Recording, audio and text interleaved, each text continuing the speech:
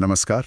जैसा कि doctor APJ Abdul Kalam ने कहा था, राष्ट्र की सबसे अच्छी सुरक्षा उसकी सीमाओं पर नहीं, बल्कि उसके लोगों के दिलों में और उसकी एकता में होती है। आज हम एक ऐसे ही कह सकते हैं बहुत अहम विषय पर गहराई से बात करेंगे, जो भारत की राष्ट्रीय सुरक्षा और राजनीतिक एकता दोनों से सीधे जुड़ा है। विषय है पाकिस्तान और चीन के खिलाफ भारत की जो सैन्य प्रतिक्रिया होती है, उस पर राजनीतिक सहमति कितनी जरूरी है और इसमें क्या क्या मुश्किलें आती हैं। नमस्कार। हमारी ये पूरी चर्चा ऑब्जर्वर रिसर्च फाउंडेशन यानी ओआरएफ में छपे एक हालिया लेख पर आधारित होगी।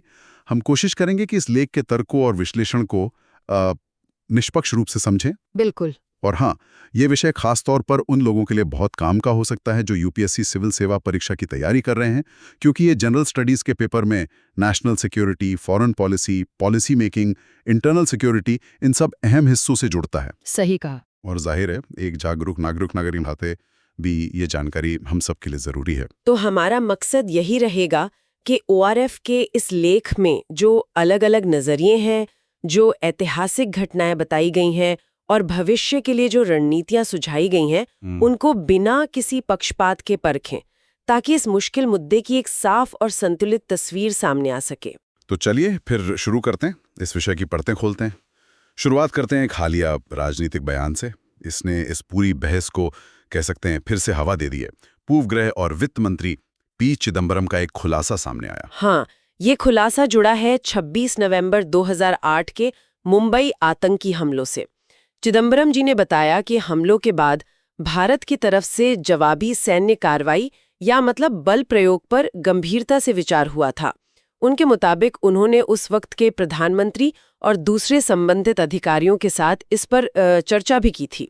लेकिन फिर कार्रवाई हुई क्यों नहीं? चिदम्बरम जी क्या बता रहे हैं इस बारे में? देखिए, लेख के हिसाब से चिदम्बरम जी का कहना है कि आखिरी फैसला ये हुआ कि सीधी सैन्य कार्रवाई के बजाय डिप्लोमैटिक तरीकों पर यानी राजनयिक साधनों पर जोर दिया जाए। अच्छा। हाँ, साथ ही दिल्ली पर बहुत ज्यादा अंतर्राष्ट्रीय दबाव भी था, मतलब कि सिचुएशन बिगड़े नहीं और युद्ध शुरू ना हो। इस पर मौजूदा सरकार की तरफ से भी प्रतिक्रिया आई है ना? केंद्रीय मंत्री प्रहलाद जोशी ने कुछ कहा है। जी हाँ, उन्होंने कहा कि चिदम्बरम जी 17 साल बाद वही बात मान रहे हैं जो देश को पहले से पता थी कि 26/11 के बाद विदेशी दबाव के चलते ठीक से मतलब एक्शन नहीं लिया गया। ठीक है, ये तो हुई राजनीतिक बयानबाजी। लेकिन लेख इसे किस नजरिए से देख रहा है? हाँ, देखिए, लेख इस आरोप प्रत्यारोप से थोड़ा आगे बढ़कर देखता है। लेख का तर्क ये है कि ये जो पूरा प्रकरण है, ये भारत की दो बड़ी राजनीतिक पार्टियों बीजेपी और कांग्रेस को एक मौका देता है। मौका इस बात का कि वे पाकिस्तान और चीन के खिलाफ बल प्रयोग जैसे संवेदनशील मुद्दे पर एक साझा समझ बनाएं और उसे मजबूत करें। ये साझा समझ या जिसे आम सहमति कह रहे हैं, ये इतनी जरूरी क्यों है? मतलब सरकार चाहे किसी की भी हो, लेख इस पर क्या कहता है? देखिए, राष्ट्रीय सुरक्षा का जो मुद्दा है वो असल में किसी एक पार्टी या सरकार का नहीं है, ये तो पूरे देश का सवाल है। हाँ। और लेख यहाँ एक और महत्वपूर्ण बात उठाता है, वो ये कि सैन्य विकल्पों का मतलब हमेशा फुल स्केल वॉर यानी पूर्ण युद्ध नहीं होता। अच्छा। हाँ, इनका इस्तेमाल सीमित तरीके से भी हो सकता है, जैसे नियम तोड़ने वालों को सजा देने के लिए या दबाव बनाने वाले साधन कोअर्सिव इंस्ट्रूमेंट्स के तौर पर, या फिर भविष्य में अस्थिरता को रोकने के लिए। और ऐसे बड़े फैसलों के पीछे अगर राष्ट्रीय एकता हो तो देश मजबूत होता है। यही कारण है कि अगर हम यूपीएससी के लिहाज से देखें तो ये पॉलिसी मेकिंग और इंटरनल सिक्योरिटी मैनेजमेंट का एक अहम पहलू बन जाता है कि कैसे राष्ट्रीय महत्व के मुद्दों पर राजनीतिक मतभेदों से ऊपर उठा जाए। समझ गया, बिल्कुल। अब जरा पाकिस्तान के संदर्भ में बात करते हैं। लेख का विश्लेषण क्या कहता है? पाकिस्तान जिस तरह आतंकवाद को एक पॉलिसी की तरह इस्तेमाल करता रहा है, उसके जवाब में क्या रणनीति सुझाई गई है? लेख एक बड़ी दिलचस्प रिपोर्ट का जिक्र करता है और ये रिपोर्ट यूपीएससी सरकार के टाइम में ही तैयार हुई थी। इस रिपोर्ट में पाकिस्तान प्रायोजित आतंकवाद के जवाब में वायु शक्ति यानी एयर पावर के इस्तेमाल की सिफारिश की गई थी। एयर पावर क्यों? तर्क ये दिया गया था कि हवाई हमले के फायदे जमीनी कार्रवाई के मुकाबले ज्यादा हैं, जैसे कि इसमें खतरा कम है और तुरंत एक्शन लिया जा सकता है। तो क्या यूपीएससी सरकार ने इस सिफारिश पर अमल किया? लेख तो यही कहता है कि नहीं, उस सरकार के कार्यकाल में इस रणनीति को मतलब जमीन पर नहीं उतारा गया। लेकिन लेख ये भी बताता है कि इसी एयर पावर के इस्तेमाल की जो सोच थी उसे बाद में आई मोदी सरकार ने 2 मौकों पर लागू किया। अच्छा, वो 2 मौके कौन से थे? लेख में क्या जिक्र है? पहला, फरवरी 2019 में पुलवामा आतंकी हमले के जवाब में बालाकोट में जैश-ए-मोहम्मद के ठिकानों पर जो हवाई हमला हुआ। हाँ, वो तो याद है। और दूसरा, देखिए, लेख एक संभावित भविष्य के सिनेरियो का उदाहरण देता है।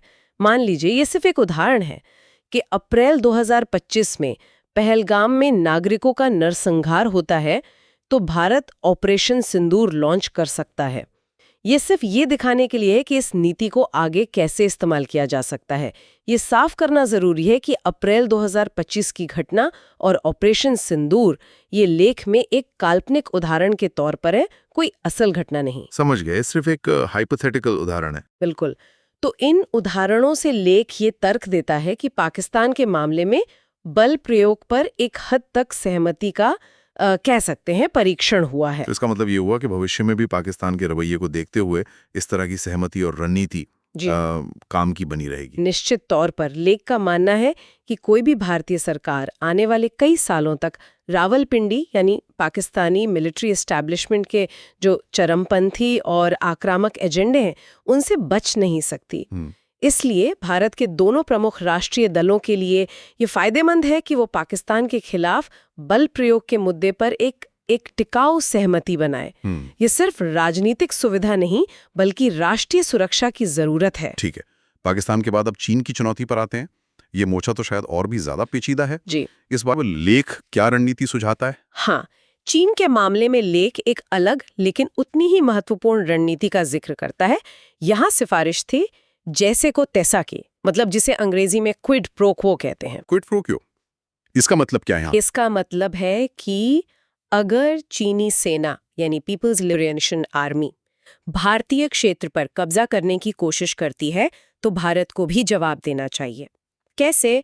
वास्तविक नियंत्रण रेखा यानी LAC पर, ऐसी जगहों पर चीनी नियंत्रण वाले क्षेत्र पर कब्जा करके जहां ऐसा करना भारत के लिए सामरिक रूप से फायदेमंद हो और मुमकिन भी हो। अच्छा, जैसे को तैसा।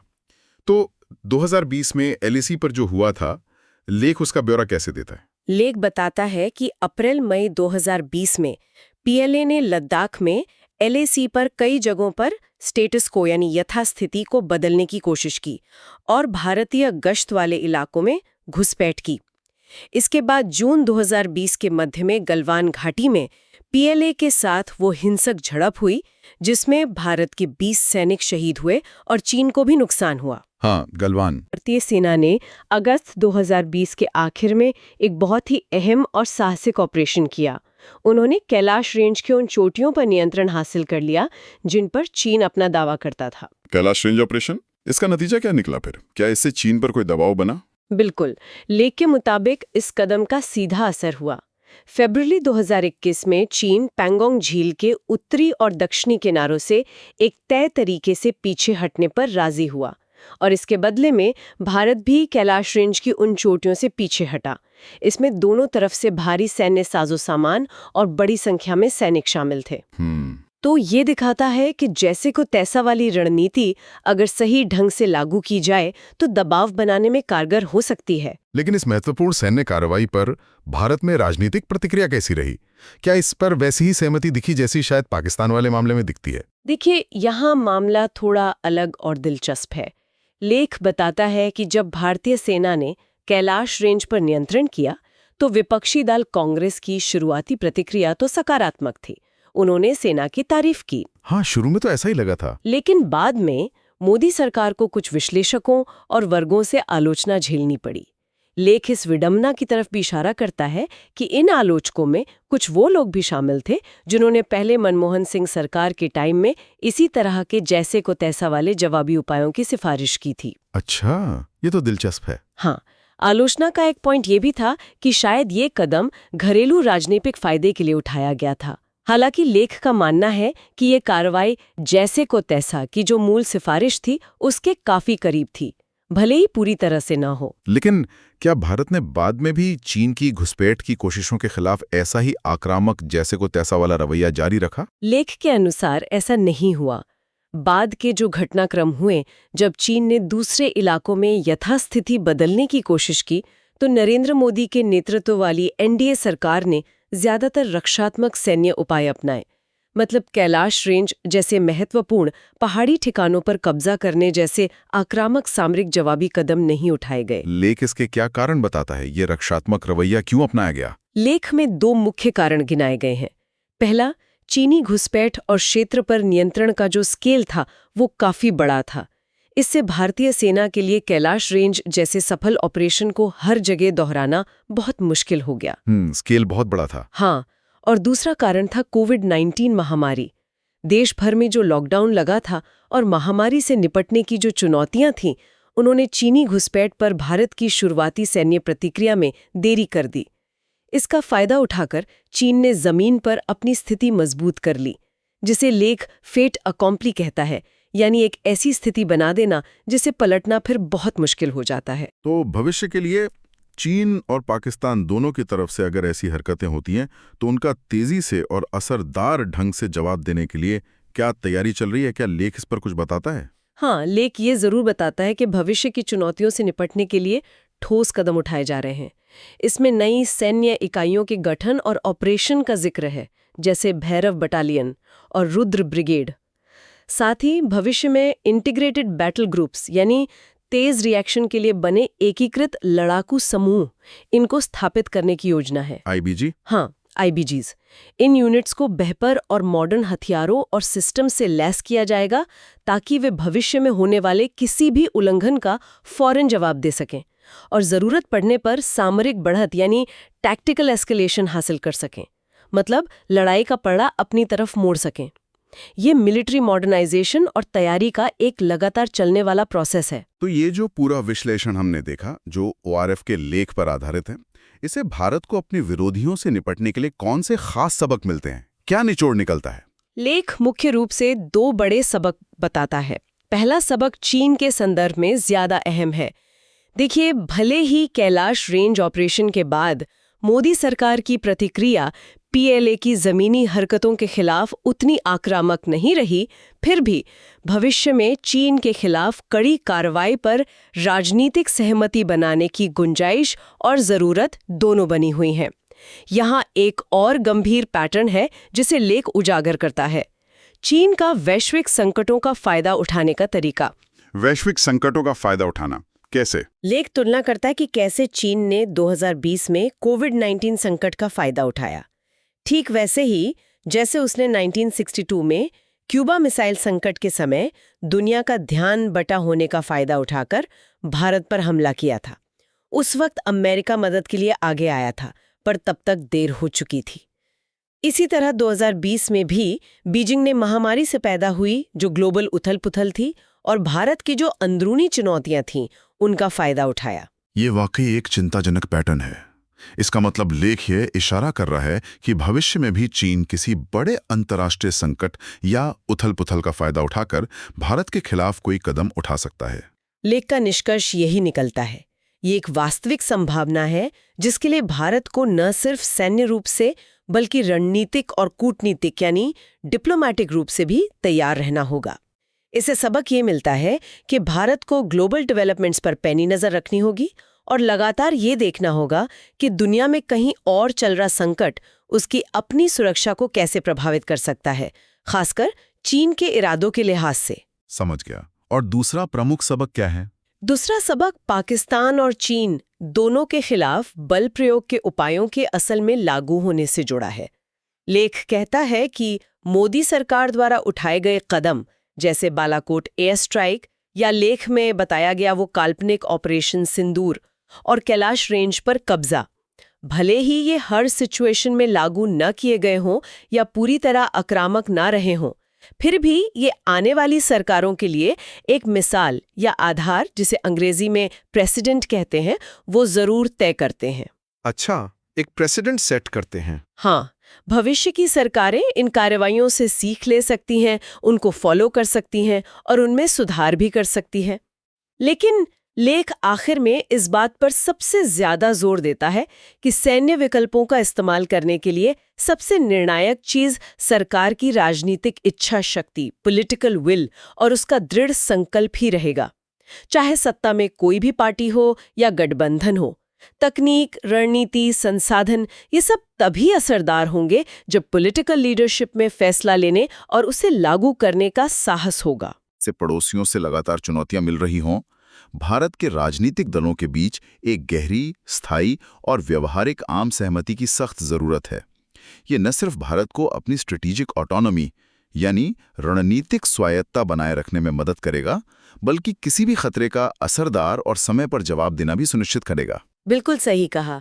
और इस सहमति के साथ साथ बदलती जियोपॉलिटिकल हकीकतें, दुश्मन की चालें या जैसे हमने बात की वैश्विक संकटों का फायदा उठाने की, इन सब के प्रति लगातार सजग रहना और अपनी सैन्य व रणनीतिक क्षमताओं को लगातार बेहतर बनाते रहना भी उतना ही जरूरी है। अगर हम इसे बड़े नजरिए से देखें तो ये सिर्फ सेना की तैयारी का मामला नहीं है, ये पूरे राष्ट्र के संकल्प और एकजुटता का प्रदर्शन है। और जैसा हमने बार बार देखा, अंत में राजनीतिक इच्छा शक्ति ही निर्णायक होती है। तो हम अपने श्रोताओं के लिए, खासकर यूपीएससी की तैयारी कर रहे अभ्यर्थियों के लिए, ये सोचने वाला सवाल छोड़ते हैं। एक ऐसे राजनीतिक माहौल में जहां घरेलू मुद्दों पर अक्सर तीखे मतभेद होते हैं, राष्ट्रीय सुरक्षा जैसे सबसे महत्वपूर्ण मसले पर एक स्थायी और कारगर सहमति कैसे बनाई जा सकती है, खासकर तब जब बाहरी चुनौतियां लगातार जटिल और अप्रत्याशित होती जा रही हों। राष्ट्रीय सुरक्षा और विदेश नीति से जुड़े ऐसे ही महत्वपूर्ण विषयों पर और ज्यादा गहरी बातचीत और जानकारी के लिए हमें फॉलो और सब्सक्राइब करना न भूलें। अगर ओआरएफ के इस लेख पर आधारित हमारी इस चर्चा को लेकर आपके मन में कोई सवाल या विचार हैं, तो नीचे कमेंट सेक्शन में जरूर बताएं। हम जल्द ही एक और ज्ञान बढ़ाने वाली चर्चा के साथ हाजिर होंगे।